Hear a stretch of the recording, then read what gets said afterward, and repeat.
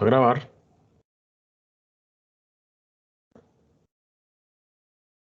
Listo. Entonces, muy buenos días, bienvenidos a la clase de hoy. Vamos a continuar con este tema de solución de ecuaciones diferenciales de valor inicial. Hagamos un repaso rapidito de qué es lo que hemos visto hasta este momento nosotros. Y recordemos que, espérense, a ver, sí. Recordemos que lo que estábamos viendo nosotros hasta ahora era lo siguiente, que teníamos ecuaciones diferenciales, que eran ecuaciones que nos relacionan, digamos que una función con sus derivadas. Había varios tipos de ecuaciones diferenciales, nos íbamos a concentrar en las que eran lineales, y lo que íbamos a hacer era que si teníamos una ecuación de orden n, la transformábamos en n ecuaciones de orden 1. ¿Y cómo hacíamos eso? Introduciendo unas derivadas auxiliares. Cuando lográbamos crear ese sistema, nos aparecía pues como la derivada de un vector. Teníamos algo como este estilo. Tenemos derivada respecto al tiempo de un vector, donde ese vector, que lo llamamos y o s, tenía como componentes las variables que representaban como el estado de nuestro sistema, ¿cierto? Como, digamos, la posición, la velocidad, la aceleración y, bueno, las derivadas subsecuentes que uno necesitara. Y eso era igual, básicamente, a una función, que también era vectorial, que recibía ese vector de estado y el tiempo, en general.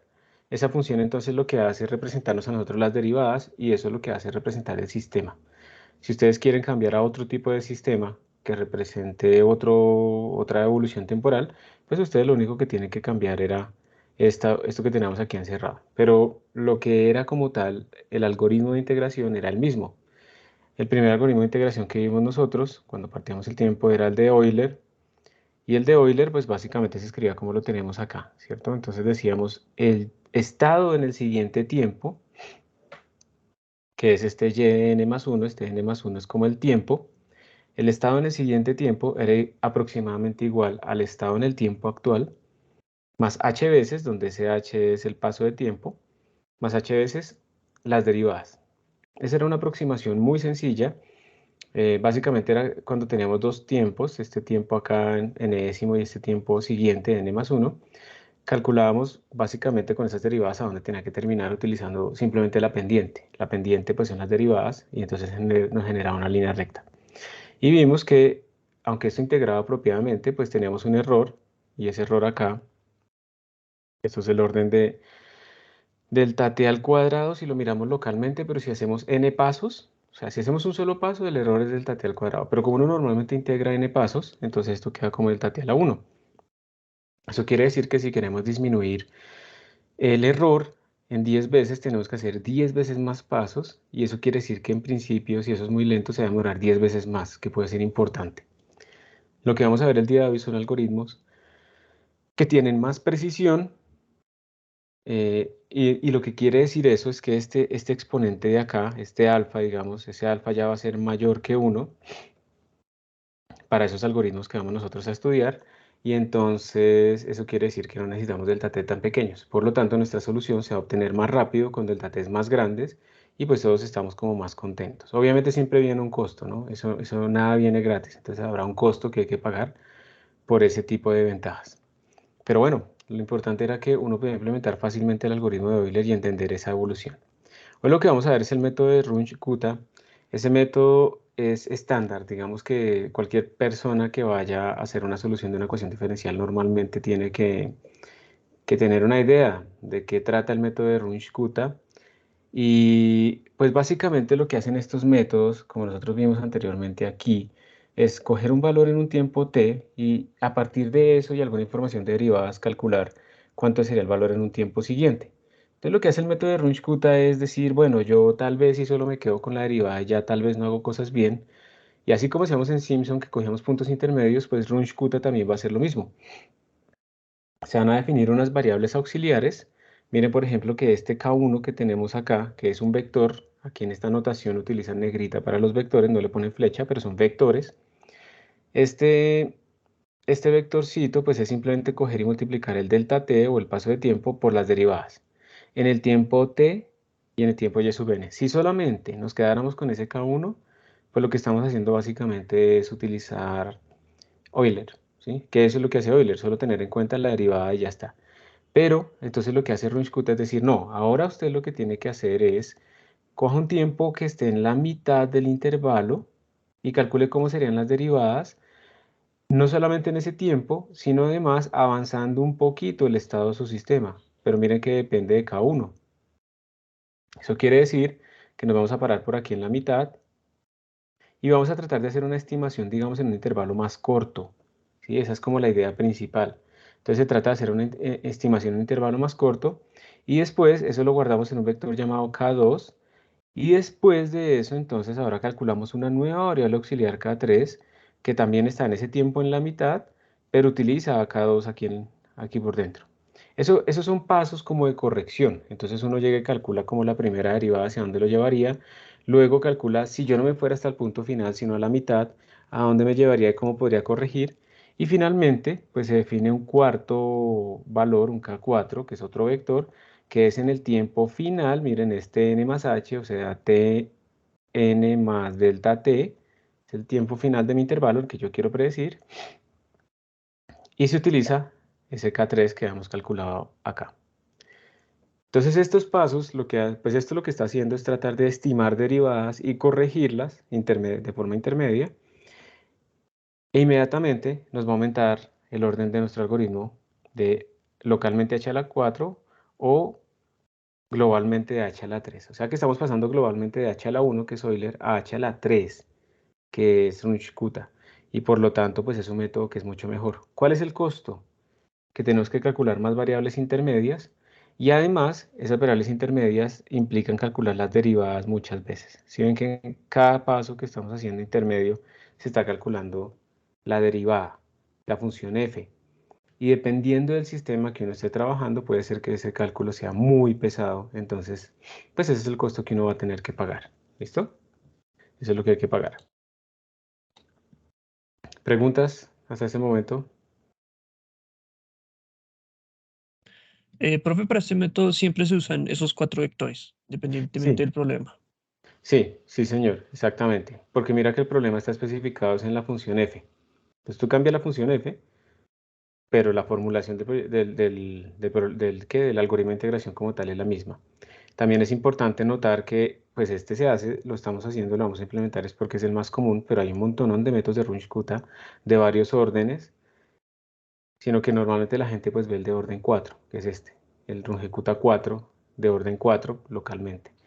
Pero hay muchos más, también hay predictores, correctores, también hay simplécticos, que lo vamos a ver en la próxima clase, que cumplen ciertas características especiales que sirven mucho en unos sistemas, digamos, gravitacionales, donde uno quiere que se conserve la energía y donde no hay que evaluar tantas veces el F.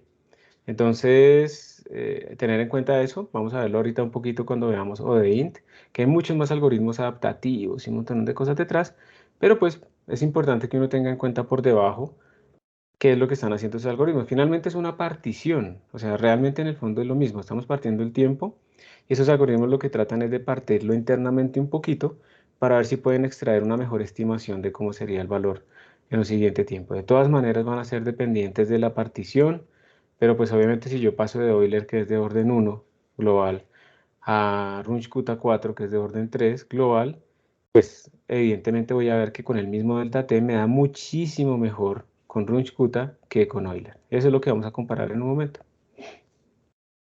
Gracias por la pregunta. ¿Alguna otra pregunta? Listo. Entonces, pues ya pasemos de una vez, vayan a sus repositorios y hagan un git pull, por favor, que ya están ahí algunos ejemplos.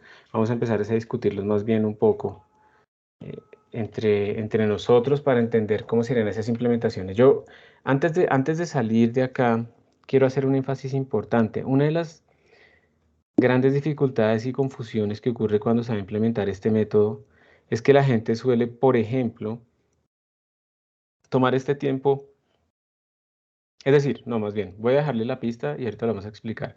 Pero la pista, ¿cuál es? Que normalmente cuando ustedes van vamos a poner otro color por acá.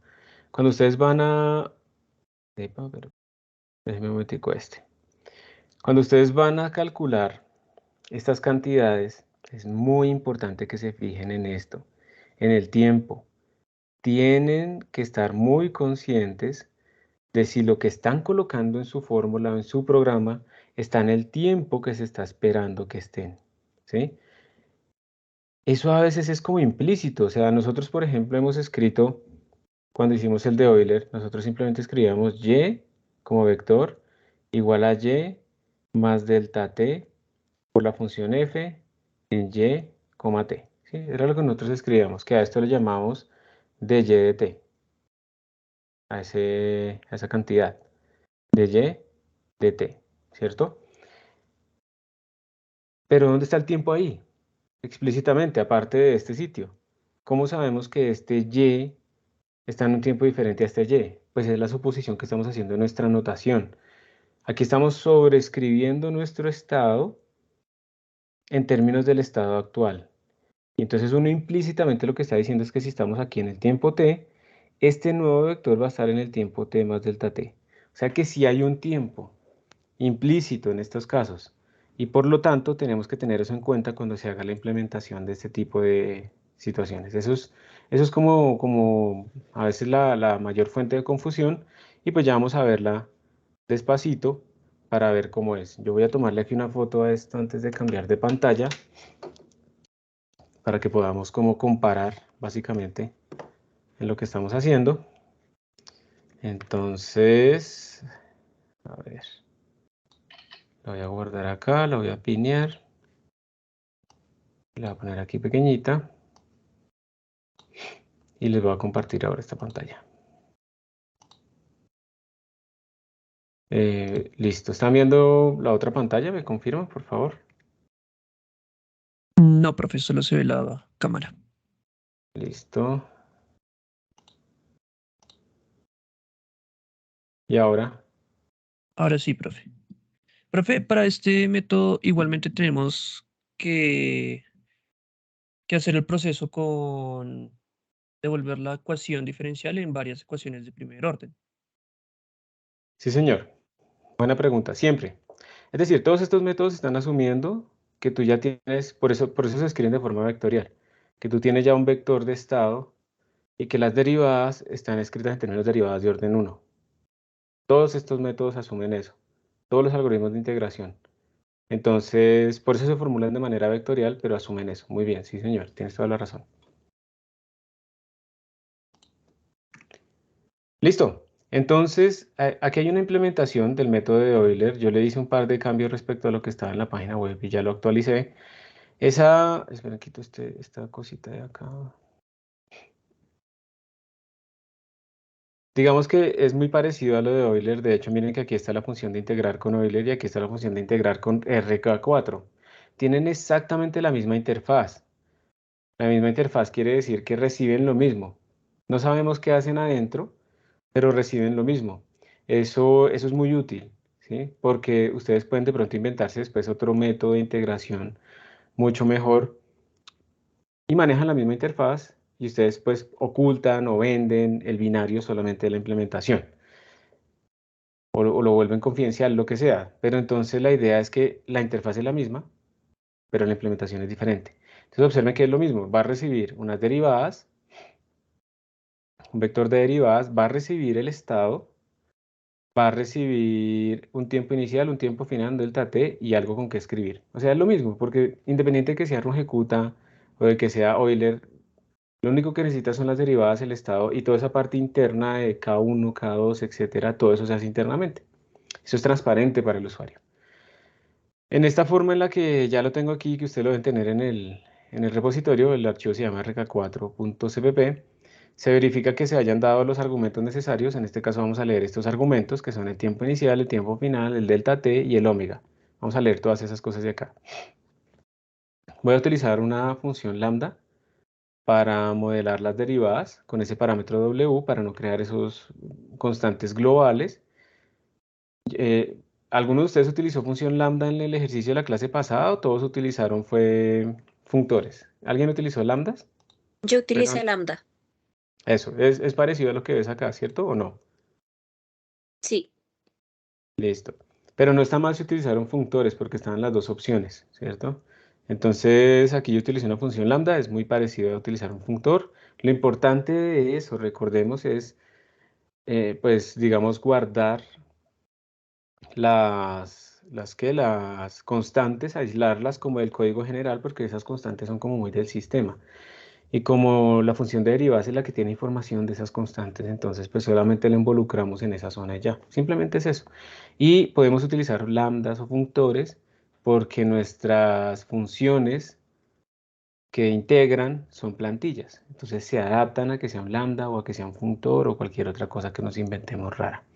Desde que cumpla pues con una interfaz que uno le pide, ¿sí? ¿La interfaz cuál es? Esta. Cuando ustedes sobrecargaron con los functores, sobrecargaron el operador paréntesis, ustedes le pusieron de todas maneras que tenía que recibir esos argumentos.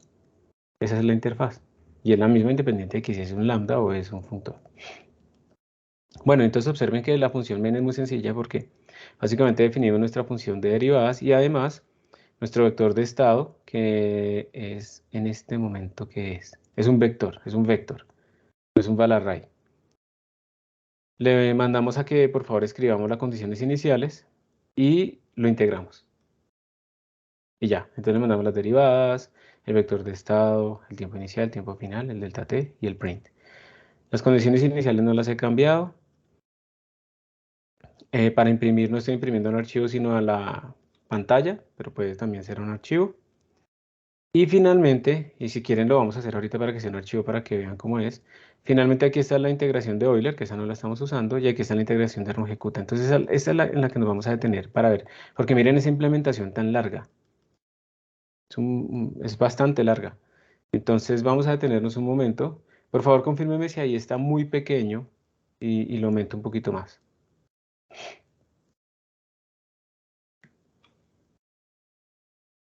¿Está mejor así? Sí, así está mejor. Listo, entonces miren, a la izquierda puse como el inicio y a la derecha voy a poner como el final de nuestro vector, de nuestra implementación. Eso, para que la podamos ver toda. Entonces miren, vamos a empezar. Por favor, presten atención. El git pull no se les debe demorar mucho.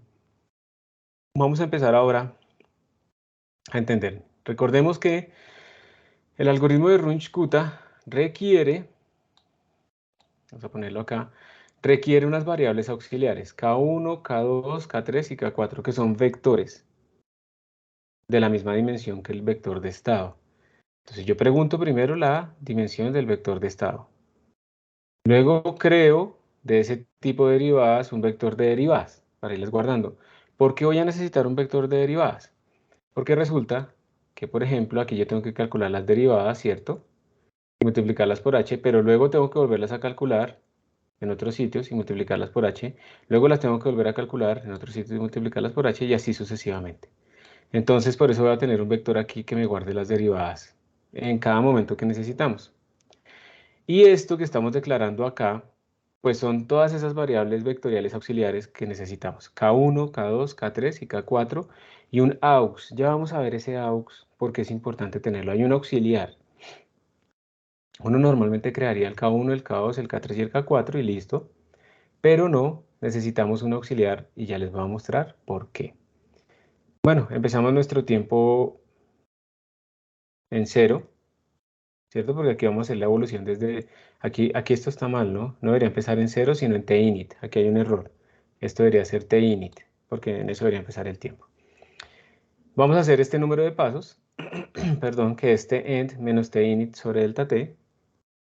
Y vamos a empezar a hacer cada uno de esos pasos temporales. Una cosa muy importante, chicos, es que yo vi en algunos de los ejercicios que ustedes hicieron, era que utilizaban este i como índices del vector de estado y son cosas diferentes. Este i acá está iterando sobre el tiempo, no sobre componentes de nuestro vector de estado.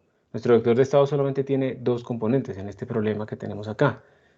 Entonces, si nosotros aquí tenemos 1000 pasos, cuando estemos en el paso 3, te estamos pidiendo el índice 2 o el índice 3, y nos va a generar un error, porque es que estos índices no son como las coordenadas del vector de estado, son índices en el tiempo. Entonces, pilas porque uno tiene que leer en estas cosas qué significa cada índice.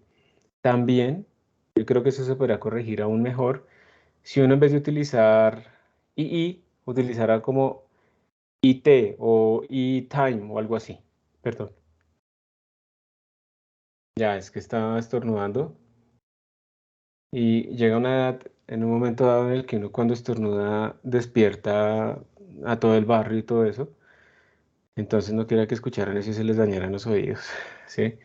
Pasó una gripa que le dio primero al niño, luego a la niña, ahora después le dio a la mamá y ahora me está dando a mí, con todas las posibles mutaciones, entonces espero que no, que sobreviva a eso, porque siempre nos da re duro.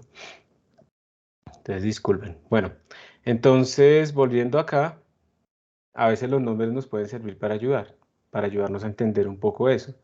Entonces podemos ponerle e-time o alguna cosa así que nos permita entender que esto no son coordenadas, para que vean, digamos, a veces la importancia de los nombres.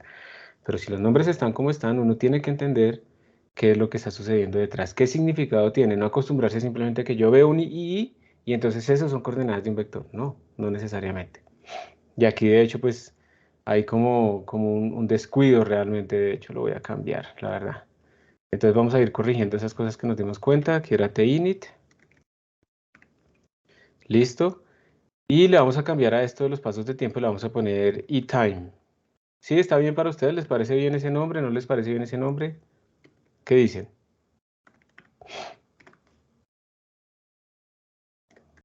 ¿Sí está bien o no está bien? ¿O cuál le pondrían? No, sí está bien, profe. Listos, gracias. Ay, esperen que me pasé mucho. Entonces, voy a calcular el tiempo en este momento. De nuevo aquí hay un error. De init. ¿Listo? Entonces voy a calcular el tiempo que sería el tiempo inicial más la iteración por el delta t. Simplemente es cómo hago corresponder lo continuo con lo discretizado. Ese es el tiempo en este momento, en esta iteración. Miren lo primero que yo calculo, le pido, deme las derivadas. Entonces yo llamo a la función de derivadas, le mando el estado, le mando la derivada, le pido el tiempo. Aquí ya terminaría Euler, ¿cierto? Porque con esas derivadas ya calcularíamos el siguiente paso. Pero en Runge-Kutta tenemos que calcular esta variable auxiliar K1. ¿Listo? Entonces lo que hago es, ahora sí, este II es una componente. Miren que es muy diferente tener que i-time empieza en 0 y va hasta n steps, a tener i que empieza en 0 y va hasta n. Son dos cosas diferentes. Entonces aquí sí son coordenadas. O digamos, sí, subíndices de nuestro vector. Entonces observen, y aquí es otra cosa importante, como no estamos usando Val-Array, esto es una expresión vectorial, y esto lo que quiere decir es que la componente 0 de K1 es igual a h por la componente 0 de la función evaluada en esos puntos. La componente 1 de K1 es igual a h por la componente 1 de la función f vectorial evaluada en esos puntos. Recordemos también que esta función f vectorial es de y de t. Entonces miren que eso es exactamente lo que estamos haciendo acá. La componente es iésima de K1 es igual a dt, que es nuestro h, por dy de t iésimo. Es exactamente K1. Mírenlo bien y díganme si hay alguna duda o pregunta ahí. Estamos haciendo exactamente esto.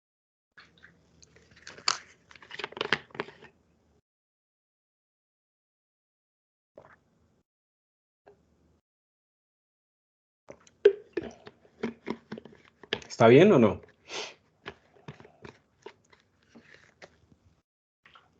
¿Me confirman? ¿Alguna pregunta acá? ¿No? Sí, profe, está bien. Listo. Una cosa importante antes de seguir. Si estuviéramos usando Val-Array, a algunos se les dificultó todavía entender que el Val-Array es como un vector. De pronto yo no fui muy claro en eso. El Val-Array es como un vector, ya tiene la flechita, ya tiene la negrita. Entonces cuando ustedes tienen Val-Array, no tienen que hacer esto. No tienen que hacer un for. Con el Val-Array, si estos fueran Val-Array, lo único que tendrían que hacer es K1 igual a dt por dy dt y se acabó. Porque si esto es un Val-Array, recuerden que los Val-Array funcionan componente a componente. Entonces aquí internamente C++ por nosotros hace eso. Coge K1 componente 0 igual a dt por dy dt componente 0. K2 componente, K1, perdón, componente 1, Él lo hace. Y eso, digamos, es lo chévere de utilizar Val-Arrays, que entonces nosotros no tenemos que escribir estos for. Aparte de otras cosas, no simplemente es chévere por eso y ya, pero hay otras ventajas ahí internamente de unas vectorizaciones. Entonces, esa es la gran diferencia, pero lo que no tiene sentido es, por ejemplo, que nosotros escribamos que K1 es un val array y escribamos K1 de II igual a cosas así, o de T ponerle índices, o sea, esto no tiene sentido porque recuerden que ya los vectores, básicamente cuando tenemos val array, escribimos las ecuaciones vectoriales directamente y no tenemos que acceder a las componentes. Si yo tengo val array, si accedo por componentes, pues ¿para qué tengo val array? Si estoy accediendo a eso por componentes. Esa es como la idea. Entonces miren, primer paso, crear K1. Hemos creado K1. Segundo paso, necesitamos K2. Pero fíjense, esto es supremamente importante, fíjense en dónde están calculadas las derivadas ahora, ¿sí? Miren los argumentos de las derivadas. Las derivadas ahora tienen que estar calculadas en un tiempo que es el tiempo t actual, este t que tenemos aquí, pero le vamos a sumar h medios, eso es fácil, eso no tiene ningún problema, pero, y miren que lo estamos haciendo acá, ¿sí lo ven? El tiempo más dt medios, entonces eso está fácil, eso se hizo sin problema. Pero ¿cuál es el problema? Esta parte. El vector de estado, cuando calculemos las derivadas, no puede ser simplemente mandarle y sub n. Es y sub n más k1 medios. Y a esto, que está aquí adentro, a este vector auxiliar, es a lo que yo le estoy llamando aux.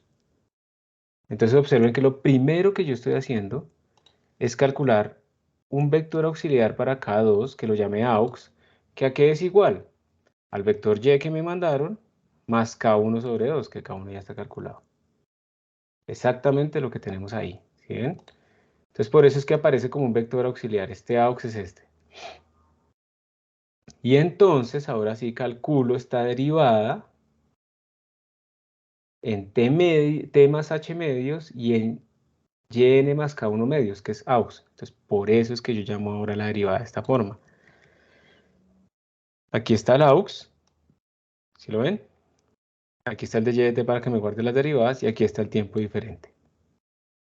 Muchas veces la gente no hace esto, no utiliza K1 o sobrescribe Y, por ejemplo, sobrescribe el vector de estado, eso también está mal porque yo al final voy a necesitar el vector de estado en esta zona. Entonces no podemos sobrescribirlo, por eso fue necesario crear un vector auxiliar. Y ya una vez yo tengo ese vector auxiliar y calculé las derivadas en ese punto, pues ahora sí calculo K2, que K2 a qué es igual a dt, a h, por la derivada en esos puntos, pero ya está bien calculado.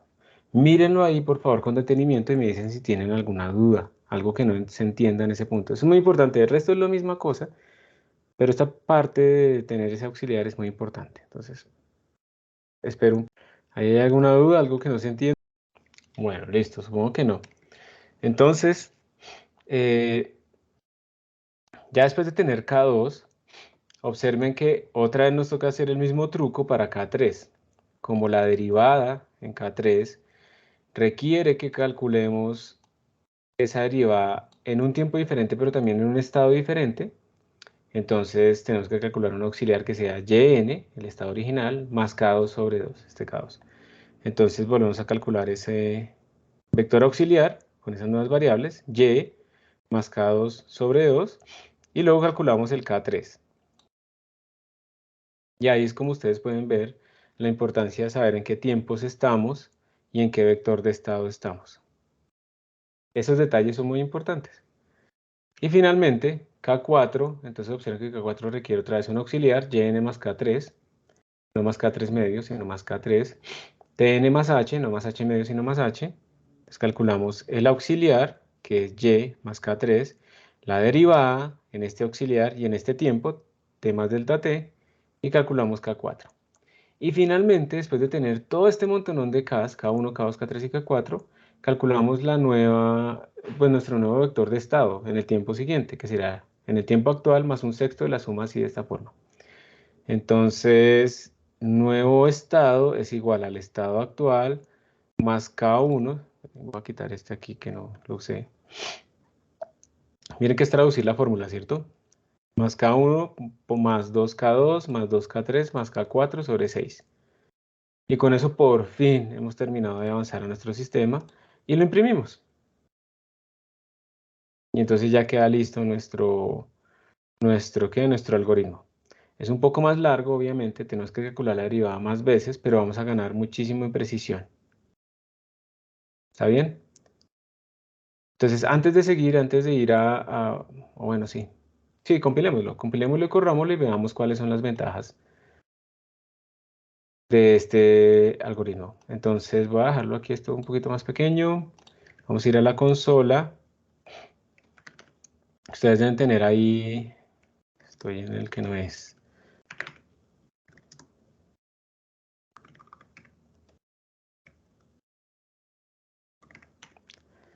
Yo siempre me digo, voy a utilizar los mismos materiales del semestre pasado para no tener que perder tanto tiempo preparando clases y no sé qué. Y siempre estoy cambiando las clases. Ustedes ven ahí que tenemos ya la clase del viernes lista, pero porque yo le metí unas nuevas cosas, cambié lo que tenía antes. Bueno, no sé cuándo voy a aprender a reutilizar realmente. Entonces tenemos RK4, ahí lo tienen ustedes. Levante por favor la mano si alguien necesita un poquito de tiempo para clonar antes de seguir. Profe, ¿ya subió esta versión corregida? No la has oído muy bien. Ah, pero esto. Ah, sí, pero espérate, me falta exportarla. Entonces sí, muy bien. La voy a enviar.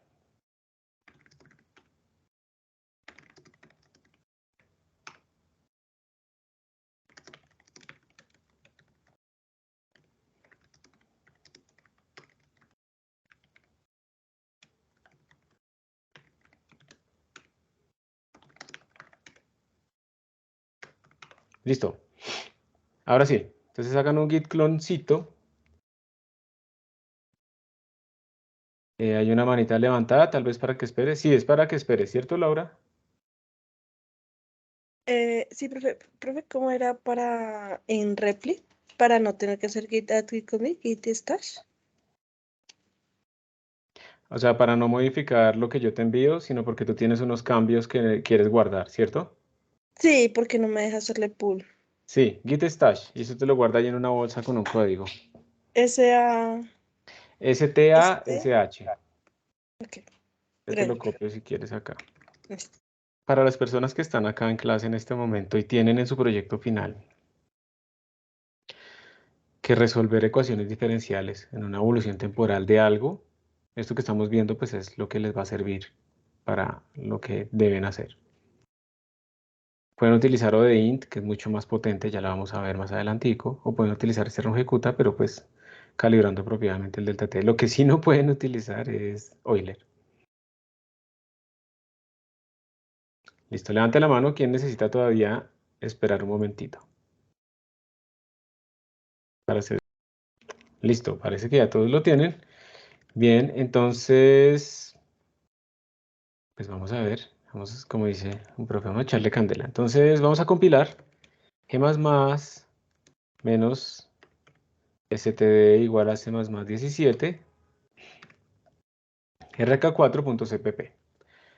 ¿Por qué le ponemos esa banderita? A mí me toca ponerla porque aquí yo tengo dos versiones de compiladores, de dos constructores de compiladores diferentes, entonces con esto me aseguro que no haya problema. Pero en general es porque nosotros estamos utilizando cosas también modernas que requieren por lo menos el estándar de C++17. Usted, sí, claro, usted ya ha nacido en ese tiempo, pero pues sí, o sea, no vamos a quedarnos con estándares viejísimos ni nada de eso.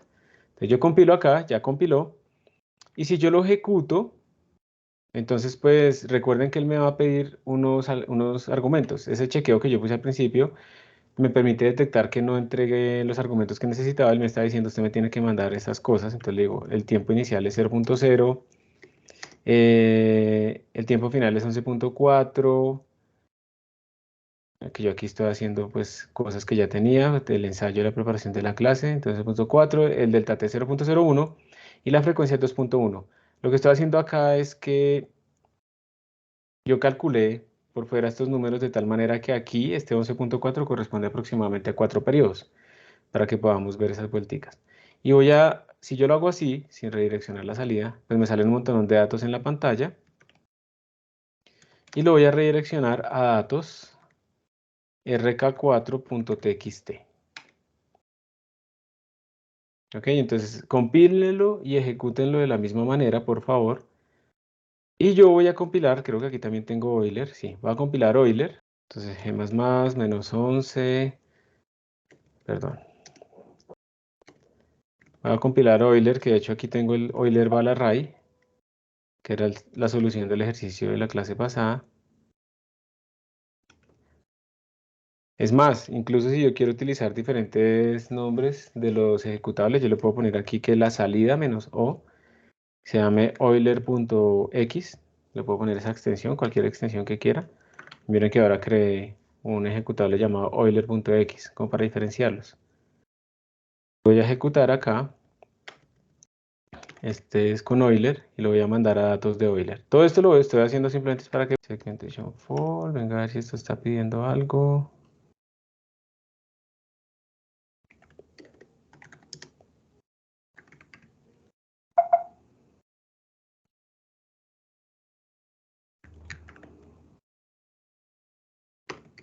¿Será que no le gusta esto?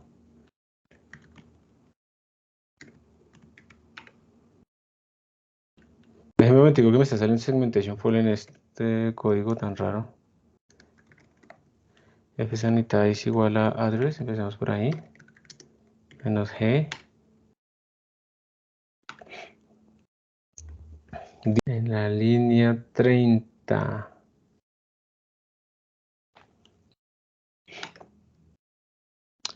La línea 30 es de YTC. Como si no tuviera tamaño de YT. ¿Y dónde es que la llamamos? System de YT. Tal vez. Déjame lo voy a corregir aquí porque sí quiero comparar con esos datos.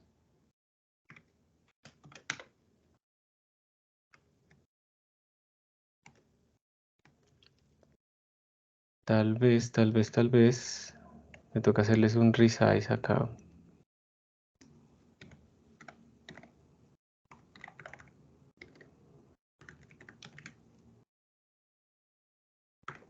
Para que tenga tamaño. Venga a ver. No, me sigue molestando, pero entonces, bueno, menos mal yo tengo aquí los datos, ahorita los reviso y se los subo al repositorio al final de la clase, pero no me va a quedar ahí. Entonces tenemos los datos, que son los datos TXT, esos son los datos de Euler, si los tengo bien, vamos a ver. Vamos a graficar. Entonces, bueno, antes de seguir más bien, antes de graficar, ¿quiénes ya compilaron, quiénes todavía no han compilado y corrido el terno ejecuta? Santiago, ¿qué problema? Pues tiene que imprimir a pantalla o archivo. El código imprime a pantalla, pero nosotros lo podemos redireccionar a un archivo, que lo vamos a hacer para Porque poderlo graficar. no me imprime nada. Listo, ¿puedes compartir tu pantalla para que miremos? Ok.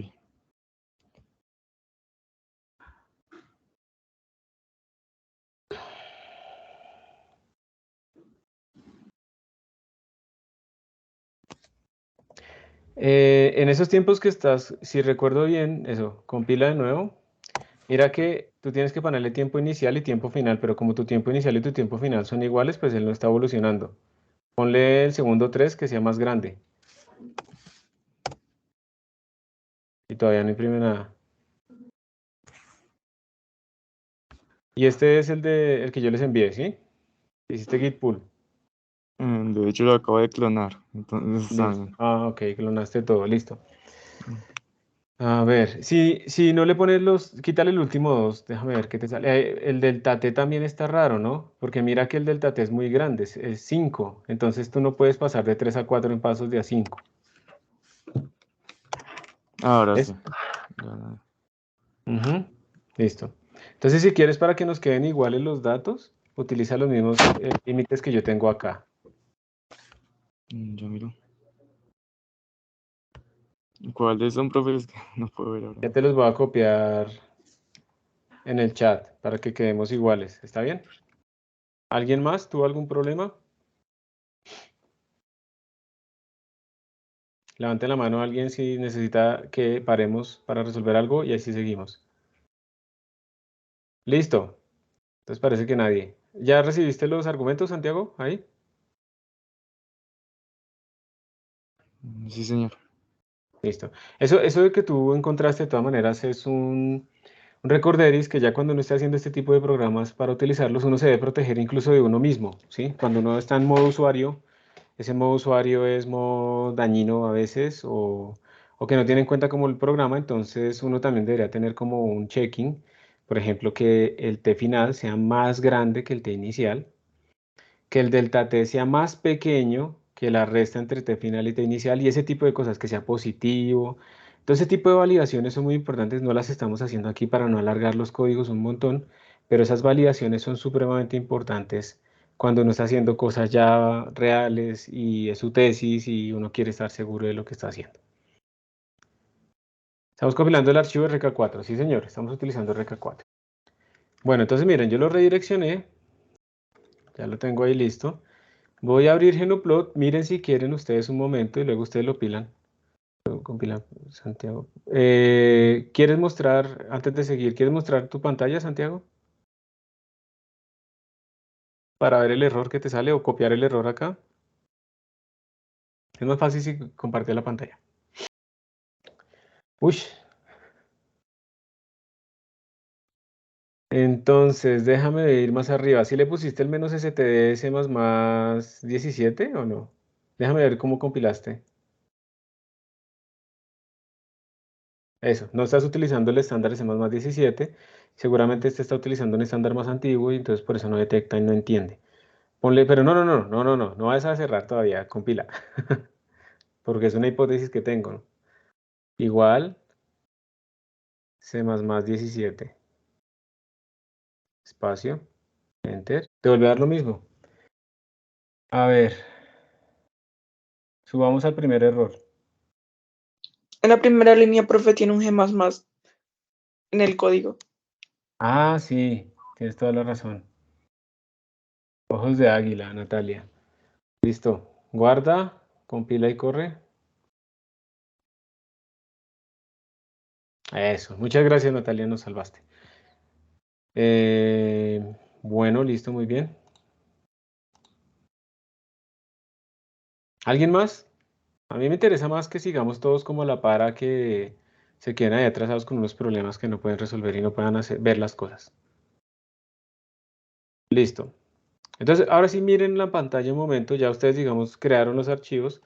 Yo voy a hacer rápidamente la gráfica y luego la hacen ustedes. Entonces, miren, tengo Genoplot. Le voy a decir plot datos RK4 con líneas y puntos. Le voy a decir, pero yo quiero que me pinte. Bueno, vamos a pintar primero la evolución. Así, normal. Yo no sé si ustedes recuerdan lo que nos pasó la vez pasada con Euler, pero ¿alguien recuerda algo que pasó con Euler comparativamente con lo que estamos viendo acá? ¿Se ve mejor, se ve peor, se ve igual? Se ve mejor porque en Euler las crestas iban aumentando. Estamos utilizando, muy bien, estamos utilizando el mismo DT y en Euler estaba como aumentando. Déjame, yo confirmo, esto no es necesario. Este es el de Euler, miren, el datos original, ese es el de la clase pasada. Las crestas iban aumentando y entonces lo que va a hacer es pintar ambos. Le voy a poner a esto el título Euler. Yo, como les decía la clase pasada, normalmente utilizo es Python para hacer ya las gráficas de artículos y cosas así, pero para hacer unas gráficas rápidas, para poder ver esto rápidamente, pues utilizo Genoplot, me parece que es como más sencillo, pero pues más rápido, digamos, pero pues es a gusto de ustedes. Esto sería RK4. Entonces miren que aquí voy a pintar las dos y como pueden ver ustedes, aquí se ve pues la inmensa diferencia, ¿no? Como con el mismo delta t, porque todo esto es con el mismo delta t, pues RK4 nos da muchísimo mejor. Vamos a hacer un zoom en esta zona. Entonces miren cómo va aumentando para Euler el error. Va ganando energía nuestro oscilador. Mientras que con Ejecuta 4 parece que no. Pues, pero obviamente si yo le hago un zoom a esta zona y le tengo que seguir haciendo zoom y le tengo que seguir haciendo zoom, en algún momento uno ve como unas fluctuaciones. Miren que aquí como que se subió, se bajó, se subió un poquito. Las hay, ¿sí? Pero son mucho más pequeñas. Son muchísimo más pequeñas. Y pues la otra cosa que habíamos visto era el espacio de fase, que era graficar la velocidad en función de la posición. Se lo voy a hacer acá diciéndole, no me grafique la 1 con la 2, que es lo que hace por defecto, la columna 1 con la columna 2, sino la 2 con la 3. La 3 es la velocidad, la rapidez, creo que es lo que estamos imprimiendo acá. La 2 es, vamos a ver si sí estoy diciendo la verdad. La 2, ¿qué es? La 2 es la posición Y aquí también lo voy a decir usando 2,3. Y ahí está nuestro espacio de fase. Y de nuevo, observen cómo con Euler empieza como a ganar, entonces por eso se va como saliendo, empieza como a ganar energía, mientras que con Runge-Kutta, miren cómo nos está dando de bien. Básicamente uno diría, no, pero es que con Runge-Kutta está cayendo sobre sí mismo todo el tiempo. Y sí, pero no. De todas maneras, si uno lo empieza a aumentar, miren que ahí empezó Euler y empezó Runge-Kutta un poquito separados. Miren que de todas maneras uno sí empieza a ver que no es que caigan exactamente los mismos puntos nuestros datos, pero sí está muchísimo mejor comportado nuestro sistema. ¿Sí? Muchísimo, muchísimo mejor comportado el sistema. Entonces, pues esto es importante para que ustedes vean cómo utilizar un algoritmo diferente, más elaborado, más difícil, de todas maneras nos permite a nosotros obtener resultados que son muchísimo mejores y mucho más estables. Por esa razón les decía a los que tengan en este curso como proyecto final algo que desea de integrar las ecuaciones de movimiento, tienen que utilizar preferiblemente Runge-Kutta u algoritmos más elaborados como los que trae ODEINT. No vayan a utilizar Euler o les toca tener un delta t demasiado pequeño para poder resolver las cosas apropiadamente. Ahora, si lo desean, si quieren intentarlo, lo pueden tratar de hacer ustedes también para obtener esto que tenemos acá. Les voy a dar ahí unos minuticos para que lo intenten. ¿Alguien desea que le ayude cómo hacer esa figura y por lo tanto desea compartir la pantalla para guiar? Levante la... Profe, ¿esa figura cíclica se puede hacer en Python? Sí, claro. O sea, tú en Python llegas y simplemente lees las columnas y entonces graficas más bien la columna que tú quieres con la que tú quieres. Si tienes ahí el script, podríamos hacerlo. ¿Quieres ver cómo se haría? Bueno, profe, ya abro Python. Listo. John, no entiendo. Digamos que tú desde la consola los guardas en un archivo, ¿cierto? Y estás leyendo ese archivo, ¿sí o no? Sí, sí, profe. Estoy leyendo ese archivo y Python no me grafica, pero si lo saco con fout, sí me lo grafica. Me pasa desde hace rato. Estoy desde Windows, entonces no puedo utilizar Gnuplot. Listo, entonces ven, esperemos a que Laura nos comparte y luego miramos el tuyo, ¿listo? Listo, profe. Listo, profe. Yo voy a compartir pantalla. ¿Listo? ¿Ahí ven? Sí, señora, ya estoy Mm. viendo. Entonces, tú tienes supuestamente unos datos que se llaman datos TXT, pero ojo porque tú tienes 3 columnas y yo creo que este es el mismo error de John. Entonces Sí, no, tienes es que que... es la plantilla Ah, ok. y aquí descargué ya los datos. Estamos viendo todo tu escritorio y todo eso, ¿listo? Por si acaso, para que me entres ahí como a fotos o algo así. No, Entonces, estos son los datos, listo, perfecto. sí, profe. ¿Y esos datos ya los tienes acá? Son estos que llamas rk4.txt, ¿sí? Sí, profe, esos son los datos del programa. Ok. Listo. Y ahora, Estás aquí cargando 0,1, pero yo imagino que quieres tener 1,2 si quieres hacer la cíclica. Yo la verdad te sí. recomendaría que leyeras los 3 datos. Lee los 3 datos, todas las columnas, en este caso, o como tú quieras. Pero entonces tendrás que, si quieres hacer la cíclica, tienes que leer la columna 2 y la columna 3. Entonces en este caso los índices serían la 1 y la 2, Ah, porque empiezan desde 0, ¿cierto? listo. Listo. ¿Ahí ya debería dar? Eh, pues sí, después me cambian los ejes y eso, miremos a ver. Ah, Ahí sí. está. Sí, Exacto, sí. ahí está. Tú podrías cambiar la escala un poco si quieres para que sea como más vertical que horizontal. Incluso en Python ustedes pueden hacer gráficas interactivas con Plotly, por ejemplo. Entonces también, pero ya, ahí está. Lo importante es leer las columnas apropiadas. Ah, ok, vale. Gracias. Listo. John, ¿es lo mismo o es diferente? Em, Creo que es diferente. Muéstrame. Es el código de Python. Listo, data.txt. Déjame ver los contenidos de data, por favor. Listo, 3 columnas, perfecto. Y No. entonces estás leyendo las 3 y estás graficando primero la sinusoidal, ¿sí o no? Ujú. Entonces este coso dice, como que no está entendiendo unos caracteres raros que están ahí guardados. Déjame ver cómo estás creando el data.txt. De la misma forma que así. Dale, córrelo. Bueno, Espérate. estoy Te toca como en el directorio apropiado. Déjame ver ahí los contenidos de data.txt, por favor. Baja hasta el final. O sea, hay algo que está haciendo Windows que está añadiendo unos caracteres raros. Sí, yo también creía que eso porque cuando lo saco con FAuth, sí me lo grafica. Sí, yo creo que es una particularidad de Windows, de la redirección, cómo le funciona ahí o no le funciona bien y está metiendo unos caracteres invisibles a nosotros, pero con una codificación extraña, ¿sí? Sí, porque por ejemplo Entonces, este dato acá, lo este dato, importante, no. pues no pasa nada, digamos que uno lo quisiera formatear bien, pero al menos está separado por un espacio.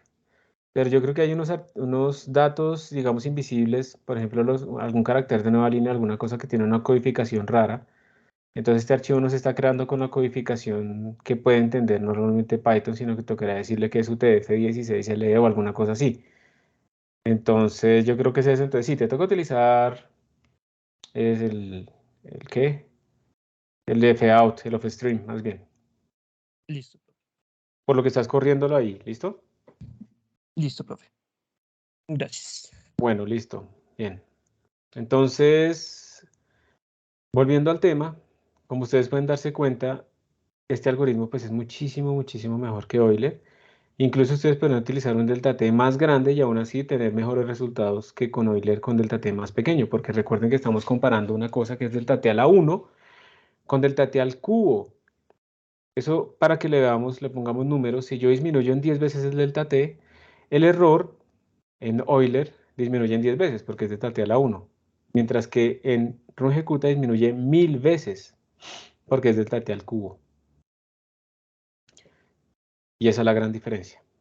Podríamos utilizar un delta T 1000 veces más grande, incluso acá, y nos daría mejor, pero pues no nos pongamos a jugar con eso, que no es el objetivo, y nos toca empezar a cuadrar los tiempos, pero esa es la idea. Entonces, para que ustedes vean el gran impacto que tiene utilizar un algoritmo apropiado, bien implementado. Ahora bien, volviendo acá, lo que sigue es lo mismo, un rungecuta 4, pero lo estamos implementando con un val array. Entonces, si yo lo implemento con un val array, recuerden que el val array lo único que hace es que ya no tenga que hacer los fors en las componentes. Entonces miren que con el val array se ve, a mí me parece un poquito más claro porque está más corto. Miren que antes nuestro rungecuta 4 tiene toda esta longitud porque tenemos que hacer los for por las componentes, que no podemos hacerlos en un solo for. Yo no puedo calcular este aux al mismo tiempo que cada uno, siendo que cada uno primero tiene que haber calculado la derivada en este punto. No puedo calcular cada 2 sin tener cada uno. Hay una dependencia. Entonces no podemos meterlos dentro de un for. Eso no lo puedo hacer realmente. Entonces miren la longitud que tiene aquí rungecuta 4 cuando lo hacemos componente a componente. Y cuando lo hacemos con val array, que ya son vectores, miren cómo nos queda un poco más corto. Y se entiende un poco mejor. Bueno, eso también es un poco subjetivo, pero de pronto se puede entender un poco mejor porque miren, aquí hacemos K1 igual a dy de t por delta t. Así, lo que está aquí. ¿Sí o no? Miren. K2, el auxiliar, necesitamos, este vector auxiliar es y más K1 medios. Aquí está, y más K1 medios, en una sola línea. Y después calculamos la derivada y el valor de K2. Calculamos la derivada y el valor de K2. Entonces es como más compacto. Luego el auxiliar de K3, K3, el auxiliar de K4, K4 y luego un nuevo vector de estado. Entonces con el val array es mucho más sencillo. Para la gente que usa Python, pues esto es NumPy. lo que estamos haciendo acá, que las expresiones de NumPy son expresiones de tipo vector, componente a componente, y también son más cortas. ¿Aquí hay alguien que utilice NumPy a veces? Aquí nadie ha utilizado NumPy. Bueno, cuando empiecen a hacer cosas numéricas importantes en Python también, van a darse cuenta que los arreglos de NumPy son fundamentales. Entonces, pues, es el mismo código, esto no es, digamos que de forma lógica o de resultados no va a cambiar. Es el mismo código, pero realmente nosotros sí tenemos aquí, pues, me parece a mí una ventaja en notación para representar nuestros vectores. Si quieren comprobar que da lo mismo, entonces vamos aquí a la consola, vamos a compilarlo. Este se llama RK4 Valarray. RK4 Valarray, lo voy a compilar. Lo voy a ejecutar, pero le voy a guardar los datos en val array con los mismos delta t, todo igual porque queremos comparar. Y voy a graficar el gnplot.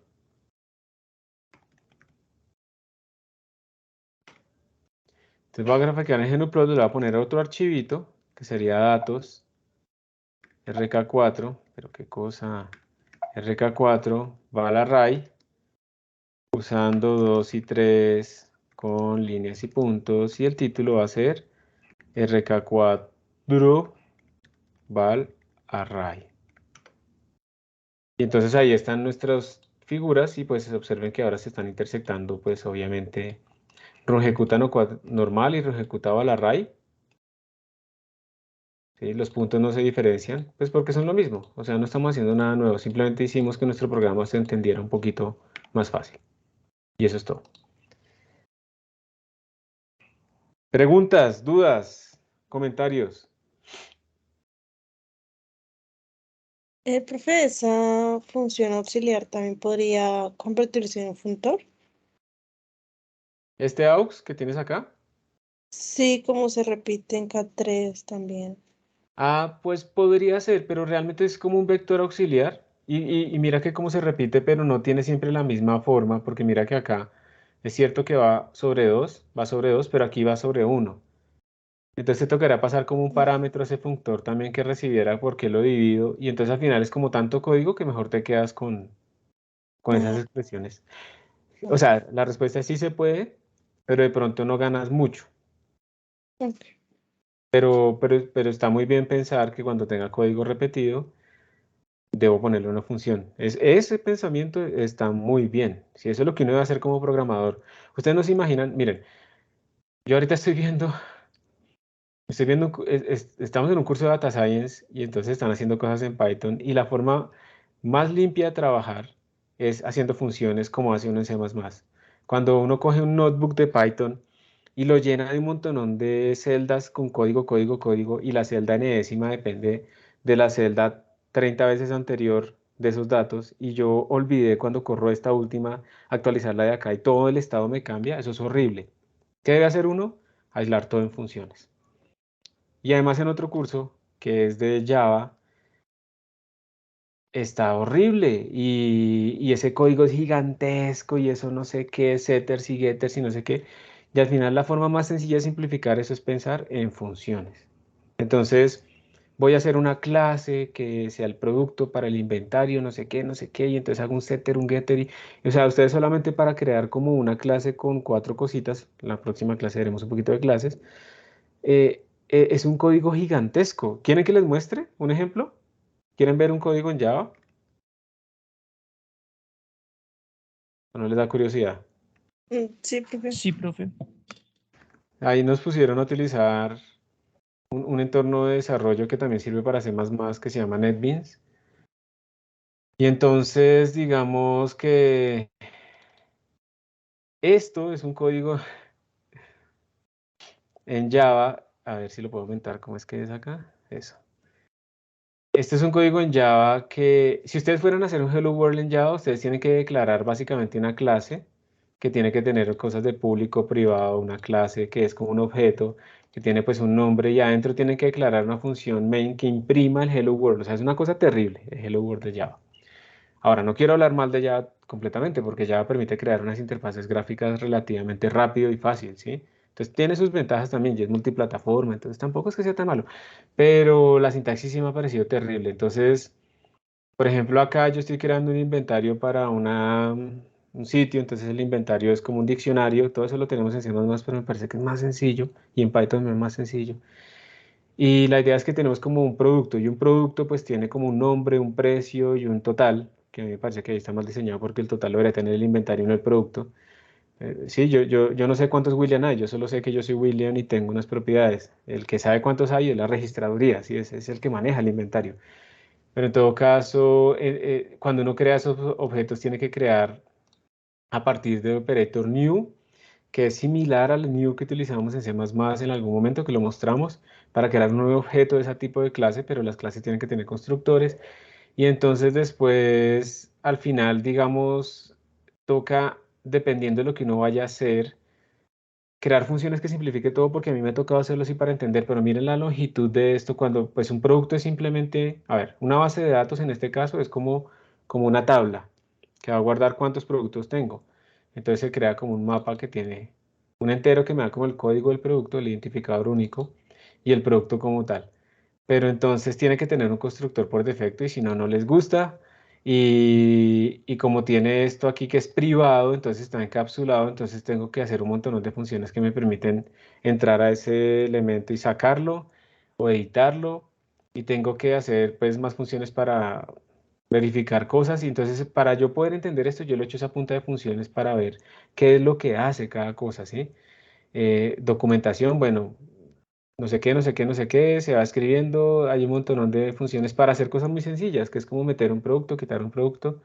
Pero entonces, digamos, a lo que voy yo es, digamos, la clase producto. La clase producto tiene, cada producto tiene como un código, tiene un nombre, tiene un precio, un inventario, que es la existencia, que lo quería estar afuera, pero bueno.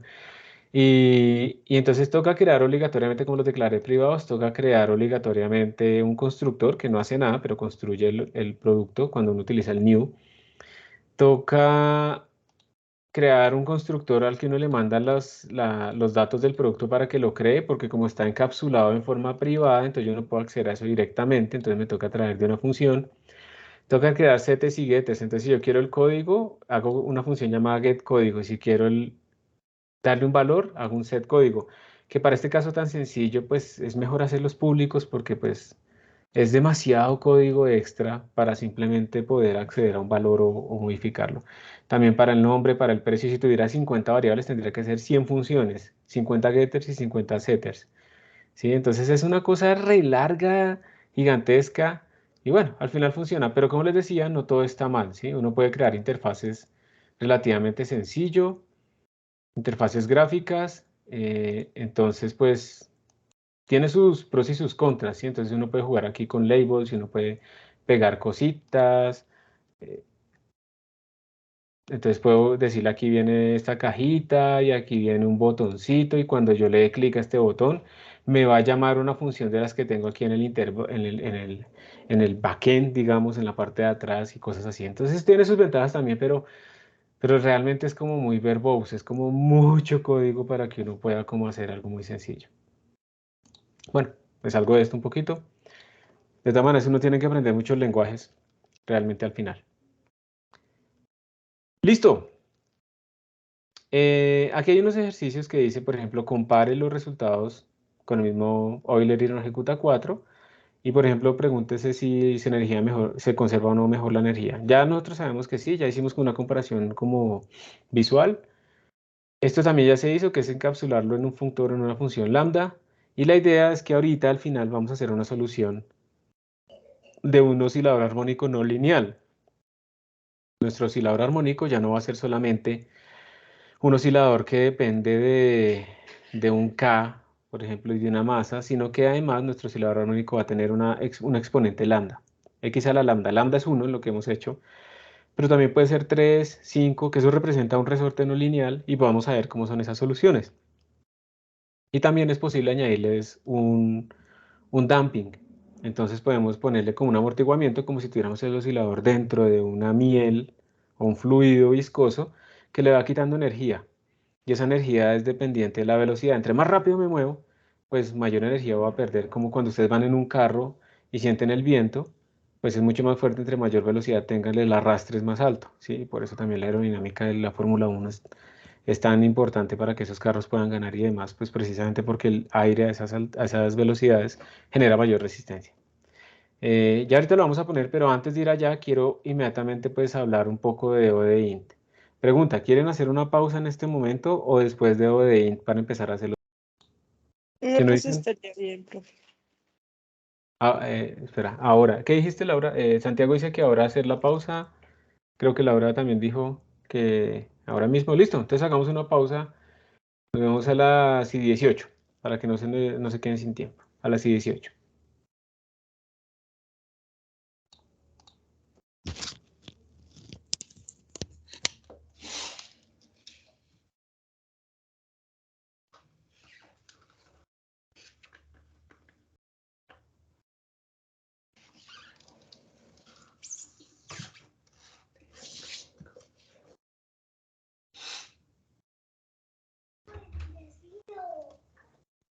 Hola, peinillita. Ven, un abrazo rápido. ¿Cómo te sientes, hija? Yo no te he escuchado toser. Profe tiene el micrófono abierto, si algo. Ay, disculpen. Listo, chicos, volvemos.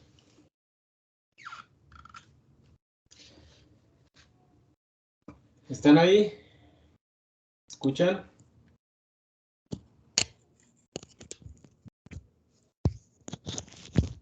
Invocando estudiantes. ¿Están Sí, ahí? profe, y se escucha.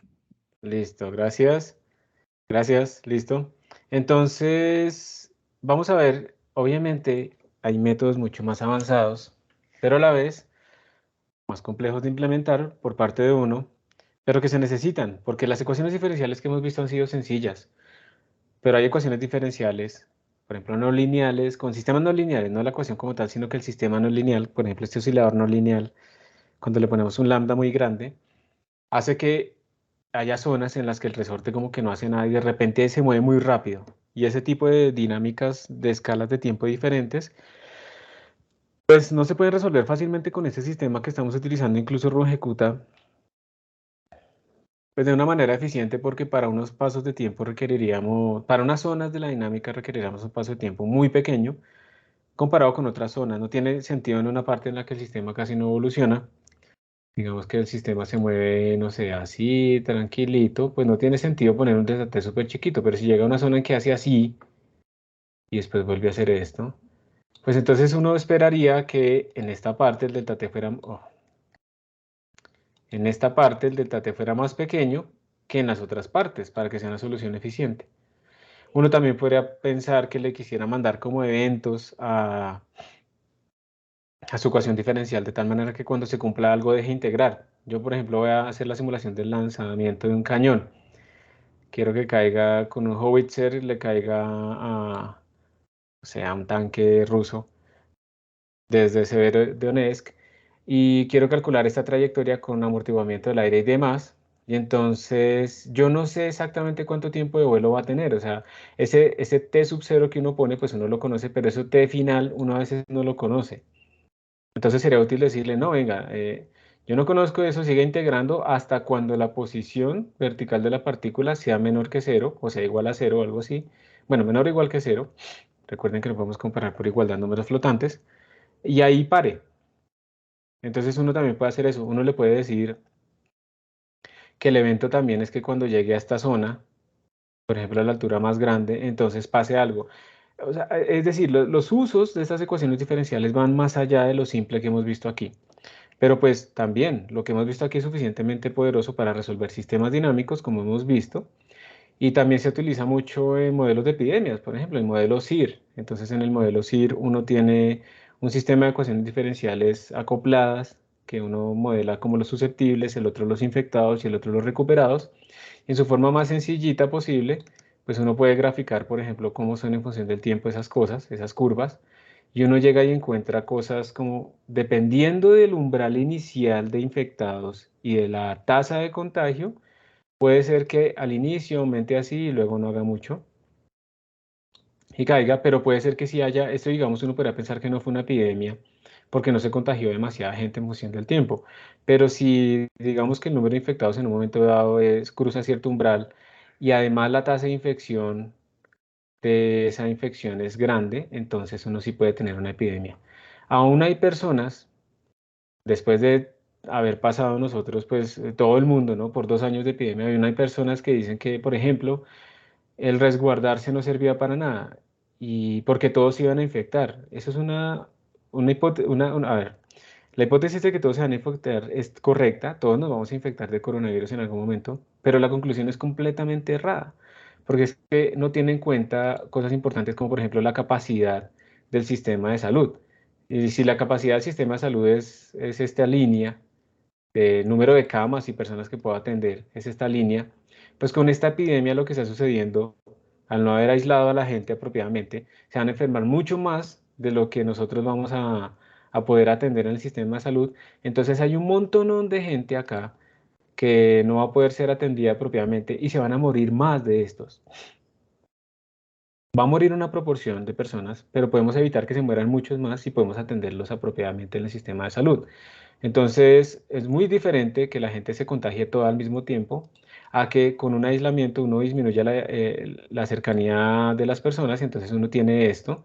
Y pues es cierto que tenemos una cosa así, pero al final se infectaron todos, pero no se murieron más de los que normalmente, pues lastimosamente, se van a morir por una enfermedad como esta que contagia a tantas personas.